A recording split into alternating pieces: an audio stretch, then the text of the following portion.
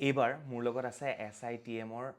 Director ma'am আৰু মেমৰ নামটো খুব ধুনীয়া ঝুমুৰ মেম নমস্কাৰ নমস্কাৰ জনাইছোঁ মেম 2008 ষ্টাৰ্টিং 2008 ট্ৰাষ্টটো হোৱাৰ পিছত ট্ৰাষ্টৰ আণ্ডাৰত এইটো ফাৰ্ষ্ট ফ্লেগশ্বিপ প্ৰগ্ৰাম আছিলে যিটো scholars institute of technology management এইটো আহিছে 2010ত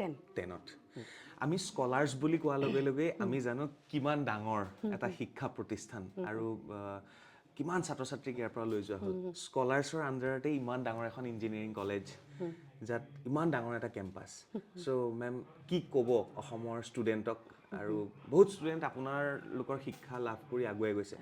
তো এইখন ইঞ্জিনিয়াৰিং কলেজৰ বিষয়ে আপোনাৰ ধাৰণা কি কৰিব বিচাৰিছে আপুনি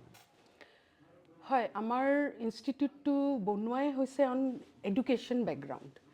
এইটো বেলেগ এটা মটিভ লৈ পেলাই ইনষ্টিটিউটটো অহা নাই 1994 scholars academy came into being আহিছে জন্ম হ'ল তাৰ জাৰ্ণিটো 26 বছৰ 27 বছৰ চলিছে সেই 27 বছৰৰ যি আমাৰ এক্সপিৰিয়েঞ্চ আছে সেইটো লৈ পেলাই এইটো ইনষ্টিটিউটটো গঢ় দিয়া হৈছে ইনষ্টিটিউটটো গঢ় দিয়াৰ পিছত মানে আইডিয়াটো আছিলে যে engineers are generally term to use কৰে নন এমপ্লয়েবল কিয় বিকজ ইঞ্জিনিয়াৰিং যি কাৰিকুলামত পঢ়োৱা হয় সেইটো একচুৱেল লাইফত কাম নাহে কিয় কাম নাহে তাৰমানে এপ্লিকেশ্যন পাৰ্টটো ইয়াতে মিচিং হৈ আছে টিচাৰ্ছ আৰ ইঞ্জিনিয়াৰক পঢ়াই আছে তো engineers cannot be a full fledged faculty teaching is an totally different art আৰু আউট অফ এক্সপিৰিয়েঞ্চ তেওঁলোকে পঢ়ায় তো তেওঁলোকে ছাবজেক্ট মেটাৰটো পঢ়াব পাৰে কিন্তু ছাবজেক্টটো এপ্লিকেশ্যন কেনেকৈ হ'ব সেইটো তেওঁলোকেও ভালকৈ নাজানে এইটো এটা গেপ সদায় চলি আছে আৰু এইটো আমি মানে লাষ্ট 15 বছৰ চলি আছোঁ সেইটো গেপটো মিট বহুত পদ্ধতি ইউজ কৰিছোঁ বেলেগ বেলেগ MOU কৰিছোঁ বেলেগ ইনষ্টিটিউটৰ লগত বাট এইটো মিট আপ তথাপিও হোৱা নাই সেইটো জাষ্ট কাগজত থাকি গৈছে আমি বহুত ল'ৰা ছোৱালী ইয়াৰ পৰা গ্ৰেজুৱেটে ওলাই গৈছে চাকৰি কৰিছে কিন্তু তথাপিও তেওঁলোকে ডিজাৰ্ভ কৰা চাকৰিটো কেতিয়াও পোৱা নাই ছেটিছফেকশ্যনটো কিয় নাই বিকজ এপ্লিকেশ্যন পাৰ্টটো ইজ মিচিং সেইটো লৈ পেলাই আমি এতিয়া নতুন এটা নতুন কনচেপ্টটো নকওঁ গেপটো বিল্ড কৰিবলৈ আমি চেষ্টা কৰিছোঁ কেনেকৈ কৰিম সেইটো যিহেতু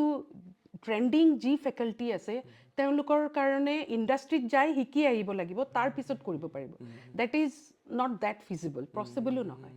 আমি ভাবিলোঁ বহুত এতিয়া ইণ্ডাষ্ট্ৰীতে এনেকুৱা মানুহ আছে যোনে একচুৱেলি এপ্লিকেশ্যন বেছড কামবোৰ কৰি আছে ইঞ্জিনিয়াৰিং তেওঁলোকৰ ইমান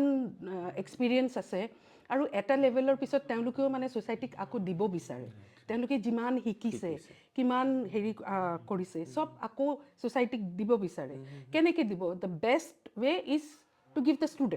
ষ্টুডেণ্টক যদি তেওঁলোকৰ এক্সপিৰিয়েঞ্চটো দিব পাৰে কেৰিয়াৰ বেষ্ট হ'ব তেওঁলোকৰো ভাল হ'ব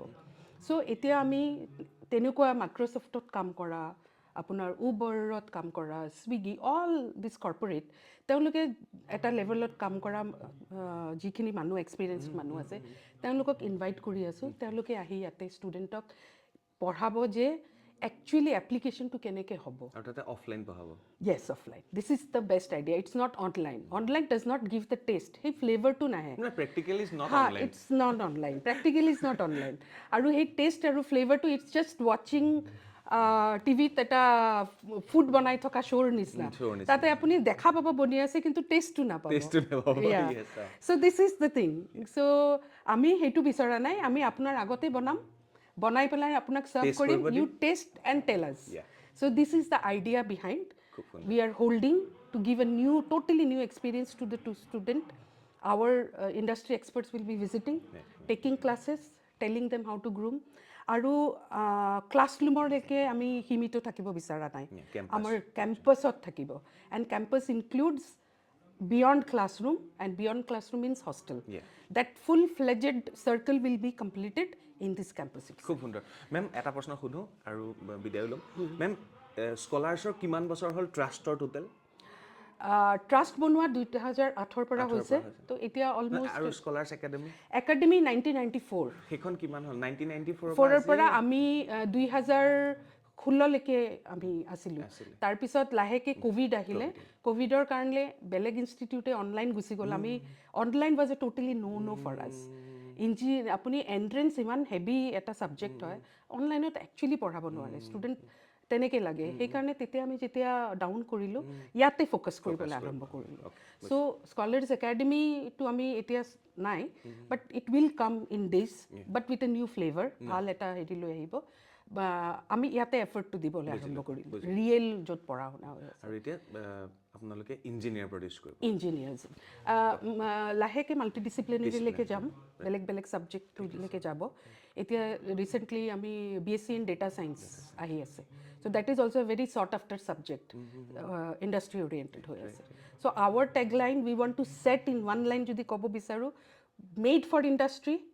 built on practice. So this will be our tagline which we want to give to the society. Let them accept what we want to give and parente trust কৰিলে আমাৰ ওপৰত নিশ্চয় আমি কিবা এটা দিব পাৰিম ধন্যবাদ মেম Thank you. বহুত বহুত Thank you ধন্যবাদ so এই আছিলে ঝুমুৰ মেম আৰু মেম নামটো কোনে ৰাখিছিলে ঝুমুৰ My father, মোৰ দেউতা অ'কে অ'কে খুব ধুনীয়া মেমক লগ পাই ভাল লাগিলে আৰু বাকীখিনি কথা আলোচনা কৰিলোঁ পডকাষ্ট আছে ৰিলছ আছে এভৰিথিং মই ৰেডি কৰিছোঁ আপোনালোকৰ কাৰণে কিবা জানিবলগীয়া আছে ডেছক্ৰিপশ্যনত নম্বৰ আছে গৈ আপোনালোকে তাত চাব আৰু যোগাযোগ কৰিব বহুত বহুত ধন্যবাদ